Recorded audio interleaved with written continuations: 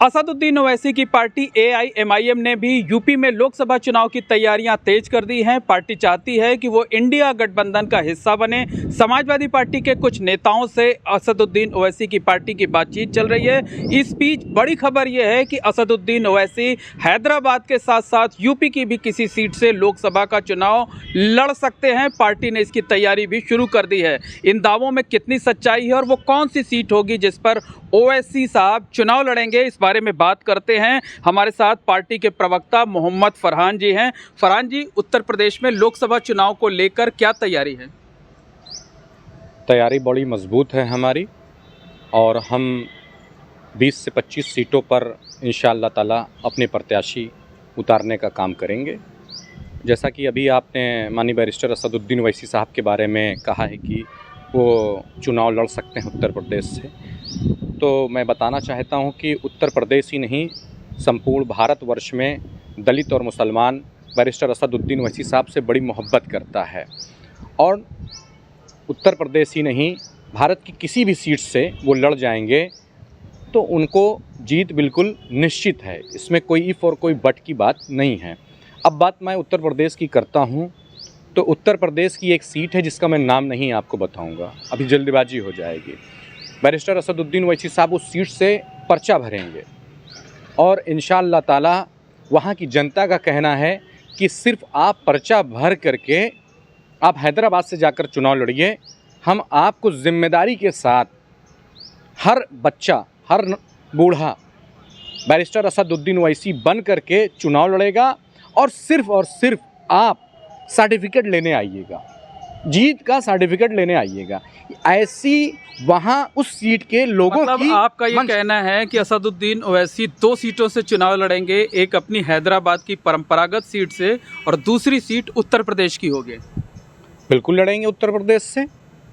और बैरिस्टर साहब के चुनाव लड़ने से उत्तर प्रदेश में ये होगा कि उत्तर प्रदेश में ऑल इंडिया मजलिस इत्तेहादुल मुस्लिमीन बहुत मजबूत हो जाएगी और साथ ही जो अन्य सीटों पर हम लड़ेंगे उस पर भी बहुत मजबूती से प्रभाव पड़ेगा, क्योंकि दलित और मुसलमान बहुत मजबूती से चाहता है कि बैरिस्टर असदुद्दीन ओवैसी साहब उस सीट से चुनाव लड़ें जिसका मैं नाम नहीं लेना चाहता अभी।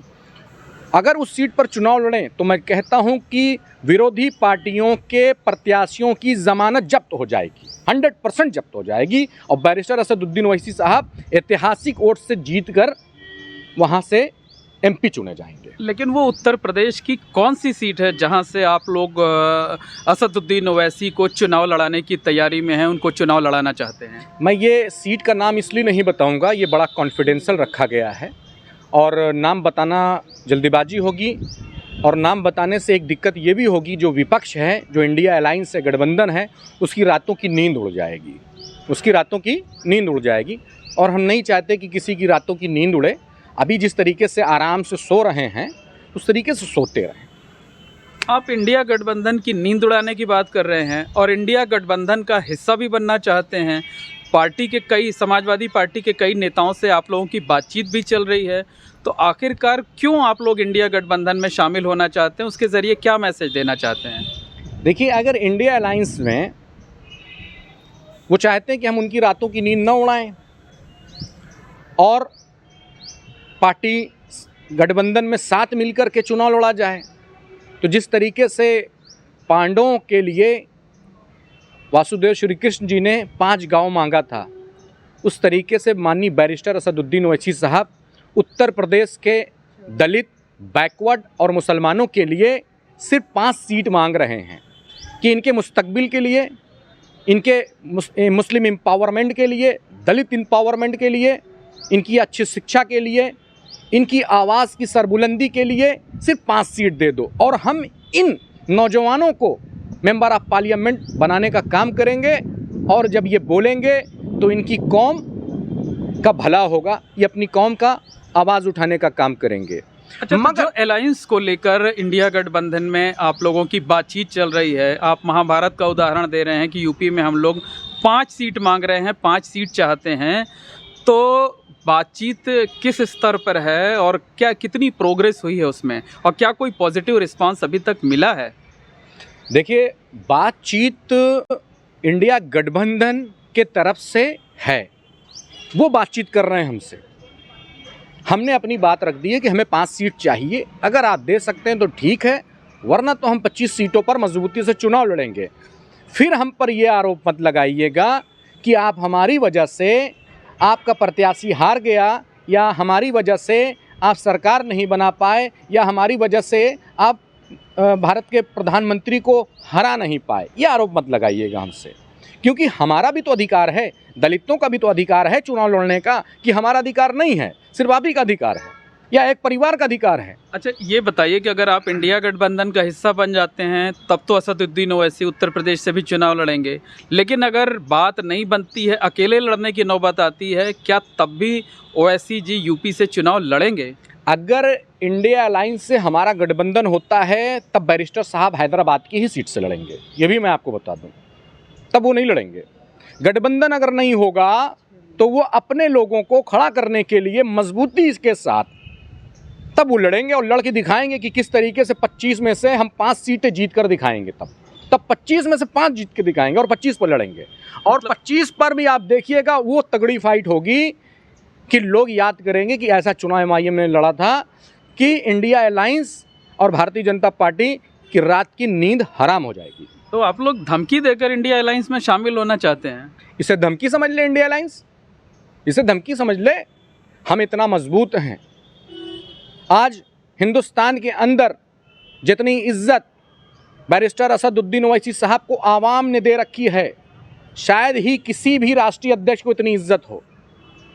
और हर पार्टी के नेता को सुनने के लिए भीड़ इकट्ठा करनी पड़ती। हमारे पार्टी के नेता को सुनने के लिए भीड़ इकट्ठा करने की जरूरत नहीं होती, भीड़ उनको खुद आ जाती सुनने के लिए। ये फर्क है हम में और अन्य में। तो हम धमकी नहीं दे रहे हैं, हम अपनी बात को बड़ी मजबूती के साथ कर रहे हैं, तुमसे भीख नहीं मांग रहे हैं। हमने एक प्रस्ताव रखा है 5 सीटों का, अगर वो 5 सीटें देते हैं तो बहुत अच्छा, और अगर नहीं देते हैं तो फिर ये जान लीजिए कि यहाँ ऐसा खेला होगा कि इंडिया अलायंस जो है वो घुटनों के बल आ जाएगी। वो घुटनों के बल लाकर खड़ा कर देंगे। जो अहंकार में हैं वो अहंकार को ख़त्म कर देंगे। ये सिर्फ समझौता उत्तर प्रदेश में होगा या तेलंगाना समेत महाराष्ट्र और बिहार समेत अन्य राज्यों में भी होगा? वो तो पूरे देश में होगा। देखिए, अभी बात उत्तर प्रदेश की गई है 5 सीटों। इस तरीके से बिहार में भी बात चल रही है। अगर बिहार में भी जो वहाँ के प्रदेश अध्यक्ष हैं माननीय अख्तरुल इमाम साहब, उन्होंने भी प्रस्ताव बना कर रखा है कि अगर इतनी सीटों पर करेंगे तो ठीक है, अगर नहीं करेंगे तो वो भी अपना अपने हिसाब से देखेंगे। उस तरीके से महाराष्ट्र में भी बातचीत चल रही है। हमारा महाराष्ट्र में हमारे माननीय सांसद इम्तियाज़ अली साहब वहाँ है ही हैं। तो हम ये बताना चाहते हैं कि हम किसी से कमज़ोर नहीं हैं, हम गठबंधन का हिस्सा होना चाहते हैं। साथ ही हम चाहते हैं कि देश के प्रधानमंत्री माननीय मोदी जी दोबारा प्रधानमंत्री ना बनने पाए और भारतीय जनता पार्टी तीसरी बार हुकूमत ना बनाने पाए। उनको रोकने के लिए सबको मिलकर के साथ खड़ा होना होगा।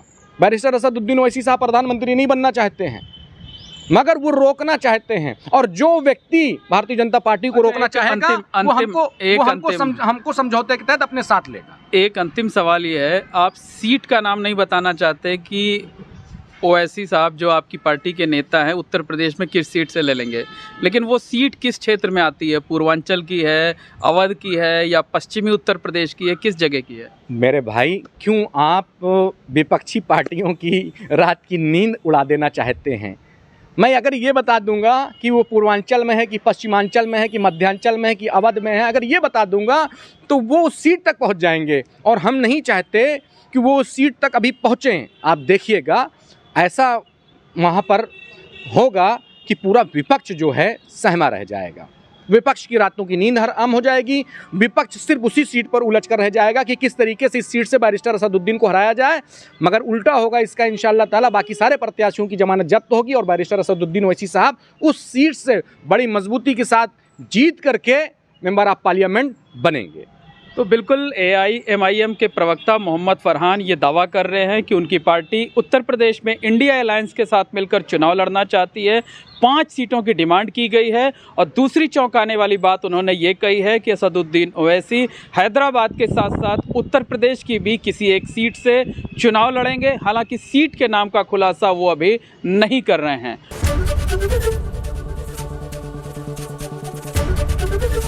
एबीपी गंगा, खबर आपकी, जुबान आपकी।